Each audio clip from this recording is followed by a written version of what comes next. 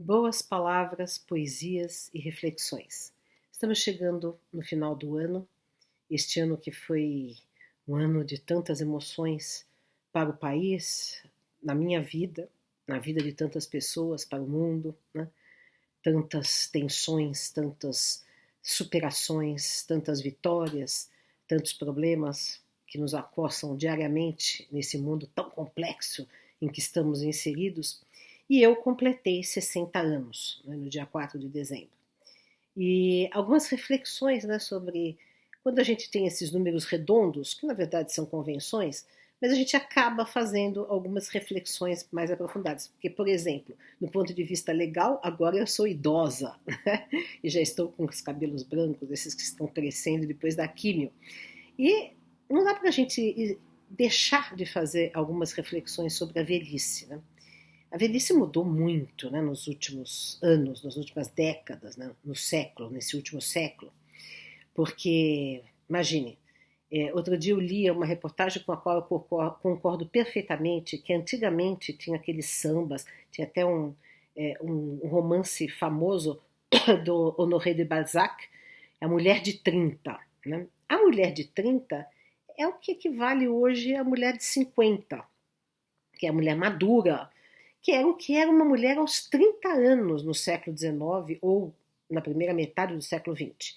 Então, o tempo da velhice mudou, também isso depende de onde a pessoa, seja homem ou mulher, esteja situada no planeta Terra, né?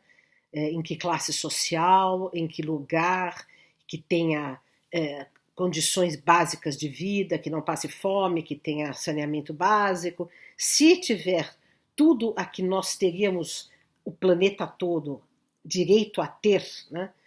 Que todas as pessoas no mundo deveriam ter direito a ter acesso a uma vida de qualidade, assistência médica, a água, a luz, comida, casa, etc. Então, a média de vivência, essa média de entrada de velhice e de sobrevivência na velhice seria mais igual entre todas. Mas, de qualquer maneira, houve um avanço na expectativa de vida da humanidade, isso não tem dúvida, por causa do avanço da medicina, por causa de todas as mudanças que nós tivemos tecnológicas. Mas ainda há muita gente que morre antes do tempo que poderia, por conta das injustiças e das desigualdades sociais. Seja como for, nós temos hoje a possibilidade de um tempo maior de vida. Mas será que essa vida tem a qualidade que nós precisamos ter? Então, como que nós estamos gastando a vida, ou aproveitando, ou passando a vida, né? Então, às vezes nós gastamos a vida inutilmente, gastamos, eu digo, com excesso de tensões, com excesso de mágoas, com excesso de dores, com excesso de lutas por ambições desmedidas, né? Eu considero que passar bem a vida, né, aproveitar bem a vida, seria uma vida de significado, de presença marcante no mundo, de presença marcante entre aqueles que amamos, ou seja, deixar um legado, né? Então essa é a questão que nós temos que nos perguntar enquanto estamos caminhando na vida. Que tipo de legado que nós vamos deixar, que estamos deixando, que estamos construindo? Que tipo de herança que nós vamos deixar para aqueles que amamos, os filhos, netos, sobrinhos, irmãos, amigos, ou simplesmente para a humanidade, né? Então, às vezes a pessoa pode falar, mas eu não tenho essa importância toda para deixar um legado. Não, qualquer pessoa pode deixar um legado e deve deixar um legado.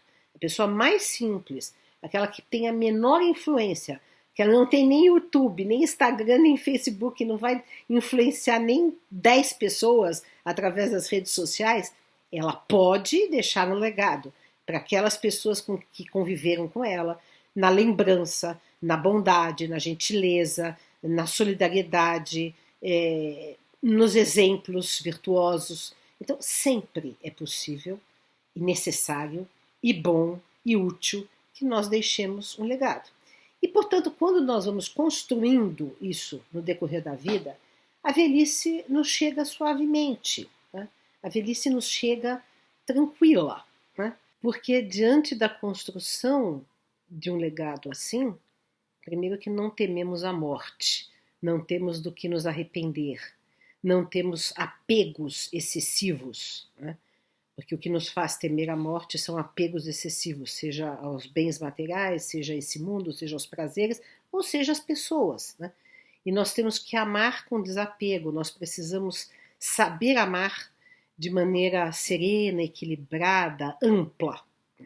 Portanto, é possível que nós adentremos a velhice com galhardia, com coragem. É verdade que a velhice pode trazer problemas de saúde que sejam incapacitantes, e aí a coisa é mais difícil, né? Então, por isso também nós temos que ter durante a vida um cuidado com a saúde, e às vezes nem todas as pessoas têm a possibilidade de ter esse cuidado, infelizmente. Mas seja como for, sim, a velhice ela é sempre um pouco incapacitante, né? Do ponto de vista físico, às vezes também mental, porém, né, para algumas pessoas isso chega de maneira como um tsunami, né? Eu acho que aí a coisa realmente se torna bastante triste, tanto que eu sempre comento que aos 60 anos de idade agora, continuo falando isso, que eu já passei por tantas dificuldades, dores, lutos na vida que todos passam, mas para mim a pior coisa que eu passei até hoje na vida, eu sempre digo isso, foi a minha avó com Alzheimer, né? Que a minha avó era uma pessoa que eu admirava muito, que eu tinha uma relação muito forte, e ela ficou muitos anos com Alzheimer. Isso para mim foi algo que foi acachapante, né? Então, de fato, a gente tem que reconhecer que às vezes, né, a velhice chega com essas sombras, mas mesmo assim é possível enfrentá-las, né, com dignidade, né, com altivez, né, enquanto a pessoa se mantém consciente. E quando não estiver mais consciente, aí cabe àqueles que amam aquela pessoa manter a dignidade, o cuidado, o amor, o afeto, que levem e acompanhem a pessoa até os portais da morte. Mas nós estamos aí vendo que a ciência está pesquisando assim desesperadamente, espero que consigam. Li recentemente algumas coisas bastante promissoras no caso do Alzheimer, do Parkinson, né? Que são incapacitantes, justamente, e aliás podem ser em várias idades, não é só na velhice. Mas e a ciência vai chegar, mais dia ou menos dia, a soluções melhores, né? Porque nós já avançamos tanto, já temos tanta possibilidade de melhorar a qualidade de vida enquanto estivermos aqui nesse corpo. Então, acreditemos e temos que acreditar que vamos superar também estas travessias mais difíceis de uma velhice mais comprometida com a capacidade, né? E aí, aqueles que estão junto, que sofrem junto por essa incapacitação, também tem que buscar apoio terapêutico e tem que também achar um significado para o acompanhar desses seres amados que vão apagando a luz do dia, né?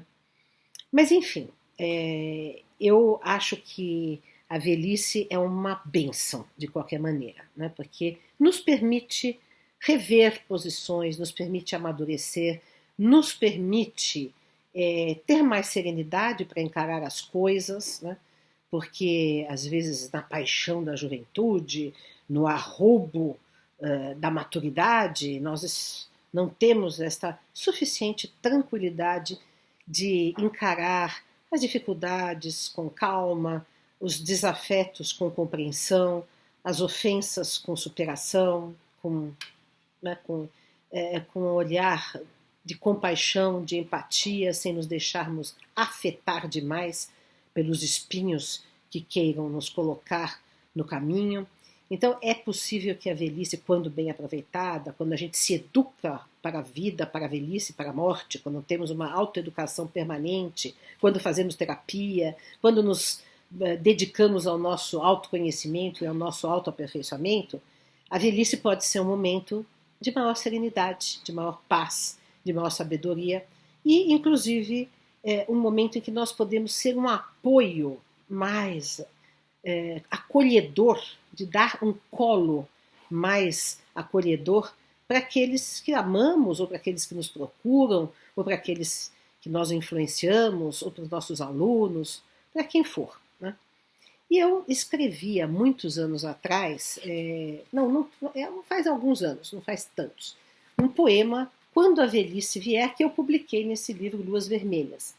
E está assim: quando a velhice vier, quando as rugas cobrirem meu rosto e tiver sorvido o gosto de todas as lágrimas curtidas, quando os pés ficarem lentos e os olhos mais sedentos de eternidades bem-vindas, quando tiver sangrado com todos os espinhos, colhendo a ingratidão dos caminhos, ainda e sempre então, quero ter puro, ereto, jovem, o sofrido coração.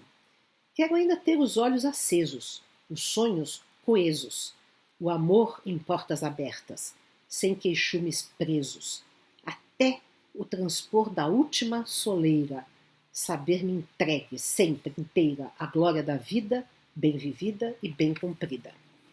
E agora, hoje mesmo, eu fiz uma outra poesia, que é E a Velhice Chegou. Bateu à minha porta, de mansinho, serena, sabedora, de minha pele em pergaminho, de minha caminhada sem retorta. Entro com um pé, sem muita pressa, guardando minha fé, que jamais morta acende clarões entre as sombras que a vida nos arremessa. De nada me ressinto, em nada me desminto, cabeça erguida e plácida, olhar na mira certa, sem mais palavra ácida. A vida sempre aberta, a alma sempre em prece, que apenas agradece. Caminho para quando ela sim, indesejada, chegar me buscando para a nova jornada. Então essas foram as nossas reflexões e poesias, saudando a todos os que caminham conosco nesse canal Paz e Bem e também no canal da Associação Brasileira de Pedagogia Espírita. Até o próximo sábado.